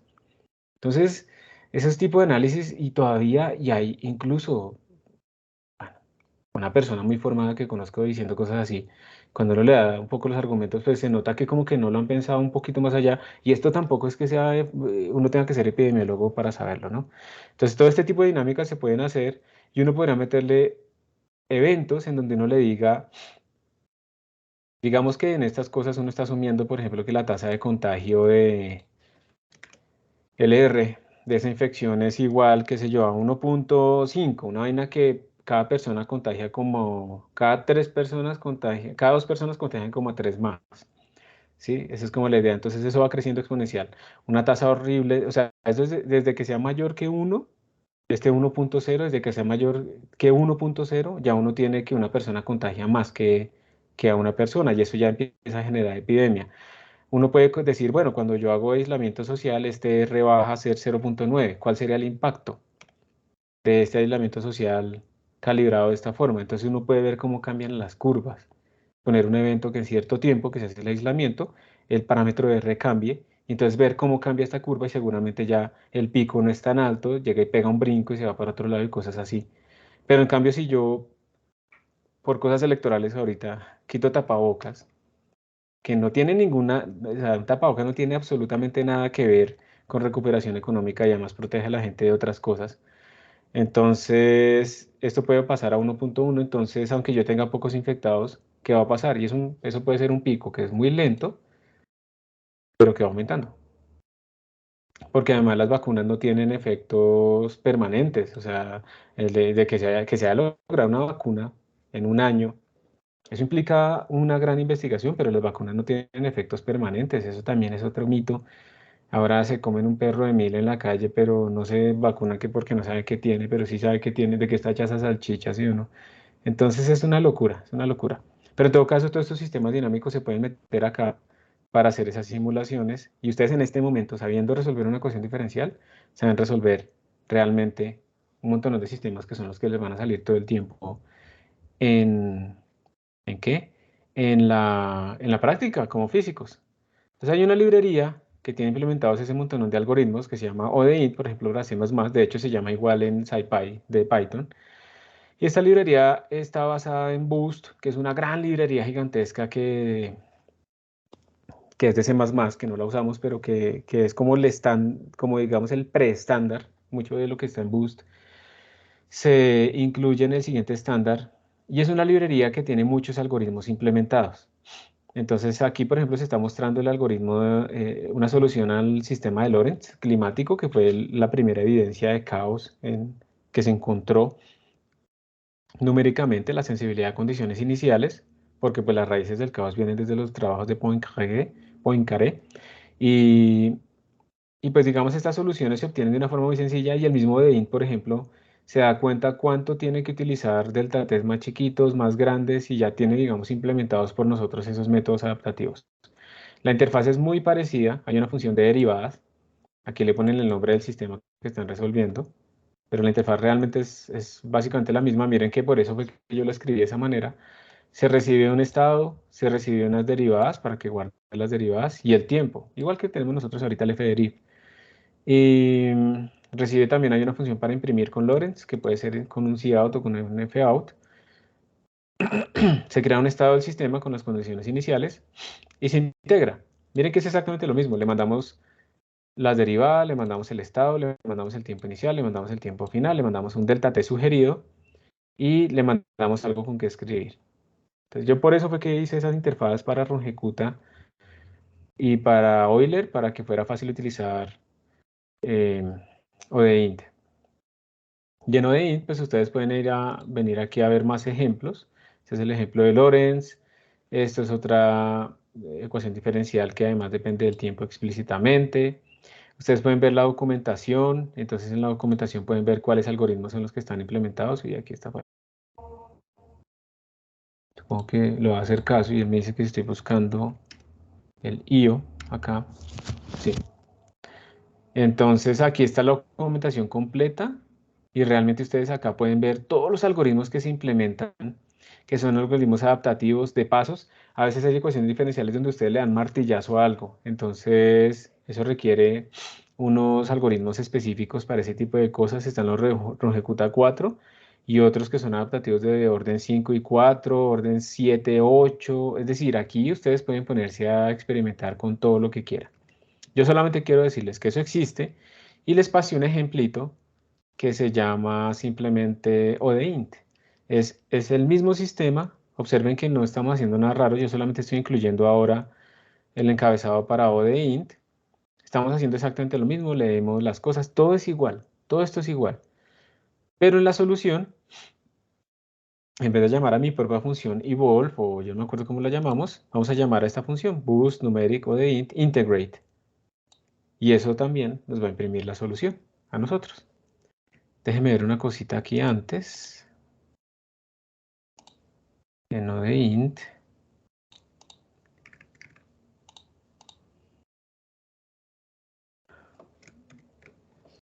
Acá, en descargas. Esto no funciona, a mí me parece que esto no funciona realmente con hacerlo así, pero voy a probar a ver si sí. Él dice que si lo quieren instalar, entonces que deben clonar esto y ya les funciona diciéndole al compilador dónde buscar. Miren, si ustedes están en la sala no van a tener ningún problema. Si ya está instalado en la ruta estándar, les va a funcionar. Si yo aquí trato de compilarlo, él me va a decir que él no encuentra en dónde está ese encabezado. ¿Alguien recuerda cuál es la banderita que yo utilizo en el compilador para que él busque en un sitio específico? Menos I mayúscula. Menos I mayúscula. Muchas gracias, exacto, los dos están bien. Entonces yo en mi computadora aquí en este Mac tengo esto en este sitio, lo tengo instalado acá. Entonces yo le digo que me lo busque ahí y ya me lo compiló. Entonces lo voy a ejecutar y le voy a poner esto, que esto es datos ODEINT.txt. Miren que estoy utilizando exactamente los mismos delta t, los mismos tiempos. Yo quiero comparar exactamente esto. Entonces lo mando a datos ODEINT y ahora lo voy a graficar. Epa. Y entonces voy a graficar aquí más bien los datos de ODEINT. ODEINT. Listo. Entonces miren, Euler es el morado. Y acá, en este verde, tenemos Rungecuta 4. Y miren que ODEINT es el azul. Y ODEINT escogió que no necesitaba delta-t tan pequeños. Miren que ODEINT tiene delta-t más grandes. Y ven que los pasos son más grandes. Pero en cada paso que se está calculando con ODEINT, observen que coincide con Rungecuta. Entonces, ODEINT es mucho mejor. O sea, el algoritmo por defecto que utiliza es mucho mejor. No nos hizo caso de utilizarlo cada cierto delta-t. No es necesario. ODEINT encuentra que no es necesario porque él es adaptativo. Por defecto utiliza un algoritmo adaptativo. Entonces él utiliza delta-t más grandes. Entonces miren que nos estamos ahorrando un montón de tiempo. Y nos están dando los mismos resultados con la misma calidad. Entonces así es que se utiliza ODEINT. Voy a ver solo por probar si esa instalación que dicen que solamente se hace esto,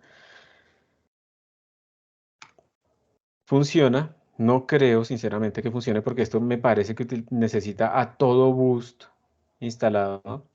Pero bueno, voy a ver si sí o no. Y pues eso es todo. Entonces así es que se utiliza ODEINT. Como les digo, utilicen Rogecuta 4 o utilicen ODEINT para resolver sus ecuaciones diferenciales. Sobre todo los que tienen la trampa de Penning. Aquí está. ¿Hay alguien de los que tienen en el proyecto final la trampa de Penning? ¿No están o sí están? Levante la mano. Ah, bueno, Michael está confirmando que definitivamente sí se necesita todo boost. Sí, estoy de acuerdo porque es que al final él va a decir, no, es que usted no tiene boost, vector, no sé qué cosas. Entonces, no. Utilizan la sala o les toca instalar todo boost. Tienen que instalar todo boost en sus computadores. Eso es como digamos, el peso que deben tener. ¿Qué hacer? Profe, nosotros Dale. somos los que tenemos la trampa de Penning. Es que lo conocía como botella magnética, entonces no me suena Ah, el ok. nombre, pero ya lo busqué. Exacto.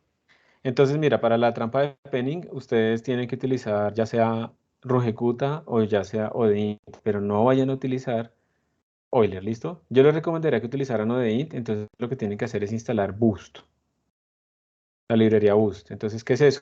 Vamos acá. Boost C++. Entonces aquí dice el Boost C++ Libraries. Y ahí les aparece documentación de cómo instalarlas, cómo descargarlas y ese tipo de cosas. ¿Está bien?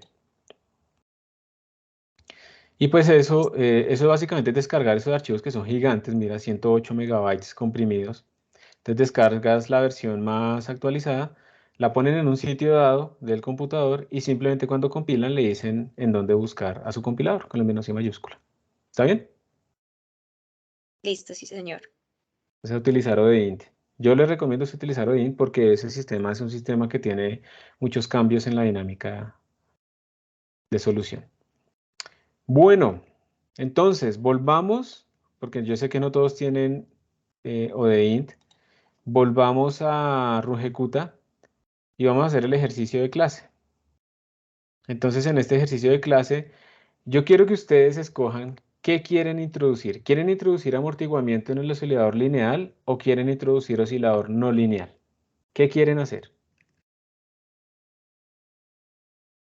Voy a poner una votación en el chat anónimo. Yo creo que es lo más fácil.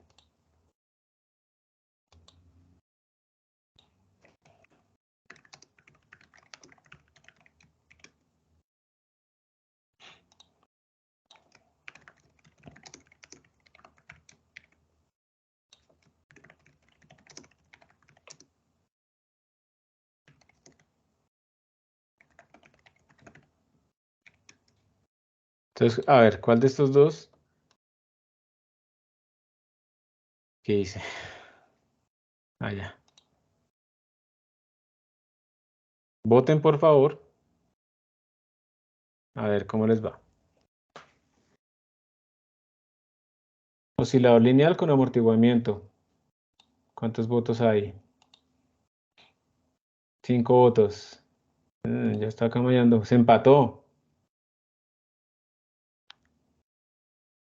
Necesitamos otro voto. Necesitamos otro voto para desempatar. Oscilador no lineal. Uy, se volvió a empatar. Bueno, ahí todavía hay gente para desempatar. Voy a contar hasta 10. 1, 2, 3, 4, 5, 6, 7, 8, 9, 10. Listo. Ganó por un punto. Así va a ser la segunda vuelta, ¿sí o no? Ganó por un punto el oscilador lineal con amortiguamiento. Entonces, ¿qué es lo que tienen que hacer en este momento los breakout rooms que se van a abrir? Tienen que incluir una nueva fuerza en sus derivadas. Va a aparecer una nueva fuerza que es de esta forma, menos la masa por un coeficiente B que ustedes mismos van a calibrar para que se observe el amortiguamiento y por la velocidad. Entonces simplemente tienen que venir, díganme en dónde tienen que modificar el Rungecuta 4, digamos el de Balarray. ¿Dónde tienen que meter esa fuerza? ¿Dónde va? En de Y de X. En dy de t, no en x, porque mira que de y de t de x es la velocidad, ¿cierto? Esta es la velocidad. Y acá viene la aceleración. Entonces tú lo que estás escribiendo es la aceleración a que es igual. Entonces la aceleración es igual a menos omega al cuadrado por y. Y aquí tendrían que introducir esa fuerza, que sería, pues eso es lo que tiene que hacer, ¿sí? Pero sería como de qué forma, qué signo le ponen y qué forma sería. Recuerden que la aceleración es la fuerza sobre la masa. Entonces si yo cojo la fuerza sobre la masa, esta masa se me va a desaparecer. Y tienen que poner un nuevo parámetro B. Si quieren no lo lean de la línea de comandos o si quieren leerlo, no importa, pueden hacerlo. Tienen que ahora capturar ese parámetro B para meterlo aquí dentro de la aceleración. Y eso es todo. Entonces hacer simplemente esa modificación muy puntual, que es poner el parámetro B de amortiguamiento, prueben con valores de 0.1, 0.2, ¿sí? Pongan ese término que necesitan aquí en la aceleración. Recuerden que esto no es la fuerza, sino la aceleración, o sea, la fuerza sobre la masa. Miren, pilas con el signo. Y ya, hacen la grafiquita de cómo es el espacio de fase. Si antes el espacio de fase les estaba dando que debía ser como un círculo así, pues ahora les tiene que dar como una espiral que va hacia adentro, porque se está perdiendo energía. Eso es lo que deben obtener ahora. ¿Queda claro? Eso es muy, muy, muy corto. Lo que deben hacer, ya saben, un nuevo parámetro B mayúscula que define el amortiguamiento, la introducción en este término y listo. Correr y graficar. O sea, correr quiere decir ejecutar. Entonces vamos a hacer 4 breakout rooms. Ya saben que los que no tengan computador pues ayudan sugiriendo qué cambios hacer. Tan pronto entren a los grupos de una vez, alguien comparta la pantalla y arranquen. Profe, una pregunta. Lo de la fuerza era igual a B por la velocidad por la masa, ¿cierto? Sí, o sea, la fuerza como tal es menos B por B, menos M por B larga por B pequeña donde B es la velocidad. Esa es la fuerza. Vale, Pero si tú quieres la aceleración, le quitas la masa. vale, profe. ¿Vale? Listo. Y listo. Entonces, voy a dejar aquí solamente al... Siempre dejo el 1, entonces vamos a dejar el 3 acá. Para que queden grabados.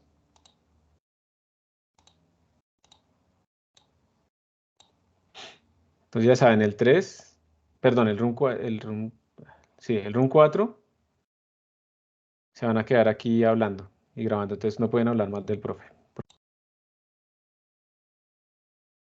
Hola chicos, ¿cómo están? Hola, ¿alguno de ustedes puede compartir? Ahorita me queda complicado. Daniel, ¿puedes? O tú puedes, Santiago, no sé. No me digas que justo quedamos tres que no podíamos compartir. No, yo sí puedo ahorita. Sí, gracias, Santiago. Ya me estaba asustando. Igual, Daniel, si no tienes micrófono, igual por el chat, ahí nos vas escribiendo. Si no, dale, tranqui.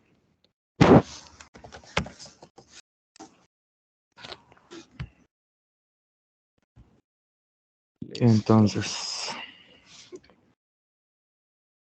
Entonces, sí, hagamos para la red. listo. Listo. Entonces no entendí muy bien cómo calcular ese parámetro. Entonces, pues por lo que entendí, entonces ahora tenemos que, o sea, ahora nuestra función es la de masa por B por V, ¿sí? Sí, Entonces, ahora lo que hay que variar ya no es el W, sino el B. el B. Y ese B, ¿cómo se quedaría así? No, pero no le quiten ese término, chicos, porque ese término, ese primer término es un oscilador. Le van a añadir algo más. Ah, ok. O sea, ese W no lo modificamos, profe. No, ese no lo modifican.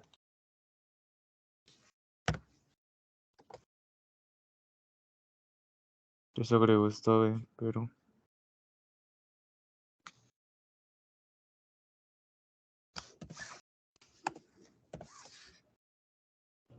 Lo que tenemos que hallar es cómo sería ese parámetro. Sí, que que este no está con lambdas, ¿no? Para quitarnos esas constantes globales. No, en este archivo no. No. Entonces, abre el anterior, creo que era, el que sí tiene el lambda.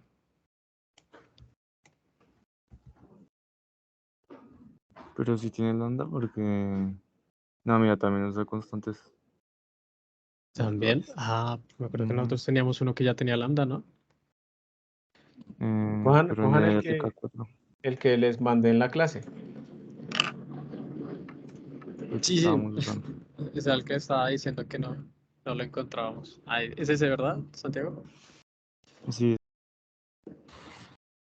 Pero bueno, lleguemos entonces con las globales por ahora, pero... ¿Y cómo hallamos este? Es que estás usando una versión vieja. Mira que la fecha que tienes ahí es 2022-06-10. ¿Qué fecha es hoy? Ah, 10 y hoy es 15. Entonces, si entras al repositorio de la clase del día de hoy, vas a encontrar el actualizado. Yo igual les voy a dejar esta tarea es para que la entreguen máximo hasta el viernes. Lo que pasa es que ahorita en la clase pueden preguntarme, ¿listo? Ah, ok. no, listo.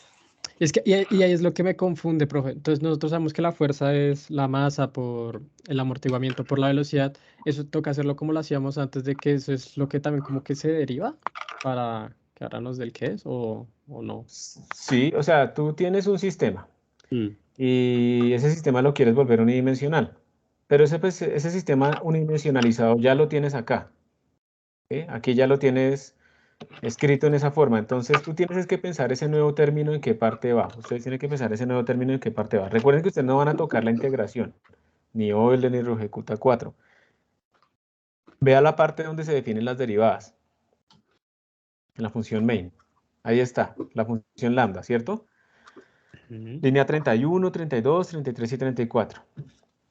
Interpretemos O qué sea, significa la línea 32, ¿qué es? esta es la velocidad y la línea Listo, 33 es la aceleración. Entonces, como esa es la la aceleración. aceleración, entonces sería masa... Ah, no, sería la aceleración... Ah, vale. ¿Qué es? Entonces la aceleración, en este momento estamos diciendo la aceleración es menos omega cuadrado por la posición, ¿cierto? Sí, señor. Sí, Entonces hay que sumarle el nuevo término, el de amortiguamiento.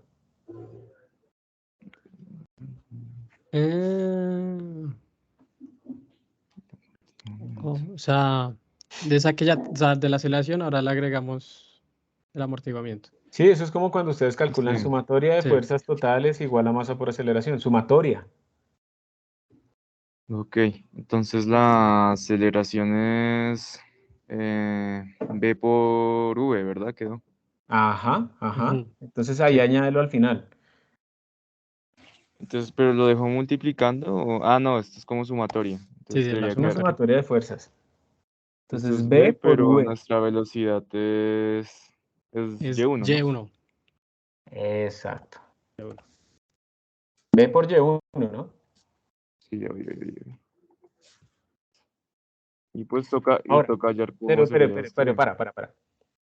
Hay que definir un B, pero antes interpretemos esta cosa. Si la velocidad es positiva y B es positivo, entonces esa aceleración será positiva, ese término, esa contribución será positiva, ¿cierto?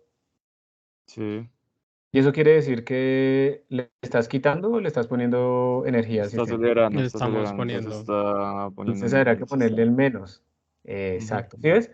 Digamos que uno tiene que pensar ese impacto cuál tendrá. Ahora, ¿qué falta? Falta definir la Eh, B. en el lambda toca ahora ponerle la B, ¿no? ¿Qué es la B? ¿Cierto? No sabemos qué es la B. Entonces la tiene que capturar. Entonces ahí en la línea 31, ¿cómo se escribe eso para que capture otra variable? Ah, o sea, digo acá.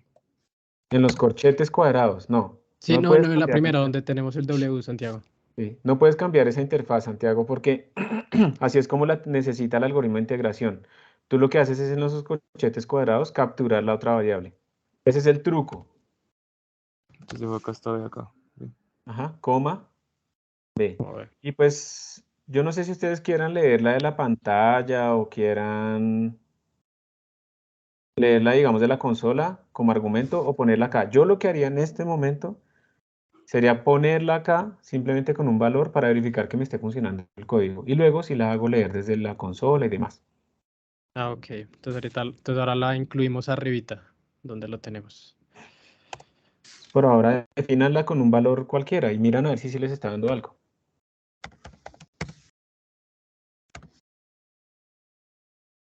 ¿Qué valor le ponemos ahí?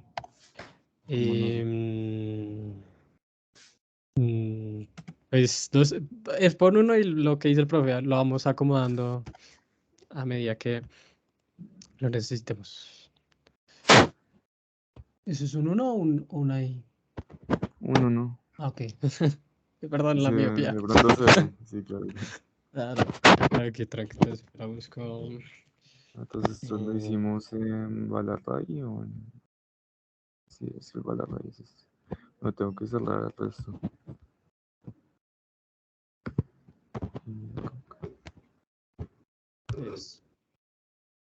Entonces, a ver si nos compila. Más si cerrar estaría bien. Listo.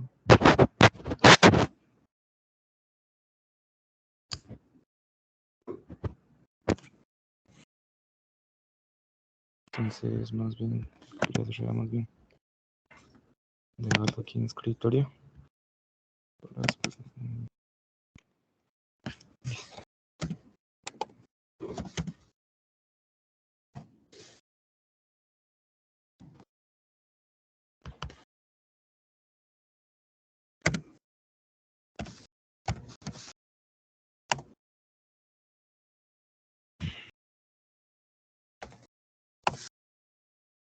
Verdad que toca dejar en estos términos.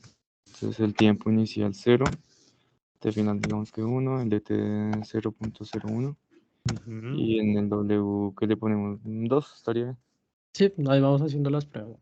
Eso, parce, imprimió lo que jugamos. Bueno, ya. Y listo. O sea, ya tocaría hacer la gráfica. Haz la gráfica para ver si sí está dando algo razonable. Si ustedes verdad. grafican, por ejemplo, la posición en función del tiempo, pues lo que uno espera es que vaya como disminuyendo la amplitud, ¿sí o no? Sí. O si grafican el espacio de fase, pues es una espiral. Grafíquenlo para ver si sí está dando algo, porque si no... ¿Cómo se grafica el espacio? Dale. Grafica primero la normal. Entonces abres GnuPlot ahí. Bueno, GnuPlot, primero estamos redirecciona los dictando. datos a un archivo. No, primero redirecciona los datos. Ejecuta de nuevo. Vamos. ¿Cómo hacía así? ¿Era para direccionar? Sí, Lo dale. mismo. Y ahí mandas. Y le pongo el nombre del archivo. Sí, Sí. lo que quieran, datos. Datos dump. No es necesario. Dale datos TXT. O datos dumping para que no sobreescriban los que tenían antes y poderlos comparar. Ok. Listo. Y ahora sí hablo en GnuPlot. Sí. Que un gráfico con GnuPlot. Y acá, ¿qué pongo? Plot. Entonces ahí pones. Dale, sigue. Ok. Dale plot. Plot. Entre las comillas, pero no las comillas que son dobles, sino la que es solo una. O esa, ¿cómo se llama, profe? Sí, ¿no? Comillas, ¿no? Da igual. Sí, No importa. da igual. Ok. Sí. Dale comillas, eso. El archivo que quieres graficar. Entonces, si queremos con líneas sin punto, entonces pones W, espacio, LP, luego un T, ¿Qué? espacio T para como ponerle el título, se podría decir. Y ahí otra vez comillas y ese ponle, ¿cómo le ponemos? ¿Como dumping? O Por ahora. No sé. Sí. Listo. Ok. Y antes, o sea, luego de datos TXT, bueno, datos, ponle... no, mentiras, creo que así ya una lo grafica la 1 con la 2. Lo mando. Da esto. Pero pues... Tiene pérdida, ¿no? Está... Sí, está así. Ahí no se ve nada, ¿no? Eso lo que quiere decir es que el tiempo está muy corto, el tiempo final. Entonces aumenten el tiempo a un valor de 10.1 o algo así. Ok. Sal de ¿Cómo me ahí, salgo de GnuPlot? control D o exit o quit. Ah, listo. Listo, Flecha hacia continúo. arriba y ese 1 cambiarlo por un 10 punto algo, alguna cosa más grande. Vuelve a practicar. Flecha hacia arriba. Eso, enter. Eso. Ah, sí se ve, sí se ve. Ahí sí se ve. que hay- Eso, Santiago, choca esas. Listo. Vamos. Y ya. Subo esto, profe. y- Ya les estoy colocando la tarea, pero porque eso no tiene títulos en los ejes. Ah, No sí, se no, sabe la qué es Ah, ya, eso. ya, ya, ya. ya. Profe, y también en cuando uno lo hace en Python, uno ahí también le puede decir que lea como de dos textos diferentes, como lo que hicimos ahorita en Plot. Digamos, yo tengo unos datos en uno que se llama datos y otro que se llama datos A o algo así, y ahí que me lo lea también el Python. Sí, sí, Ok, tú eliges cómo lo lees.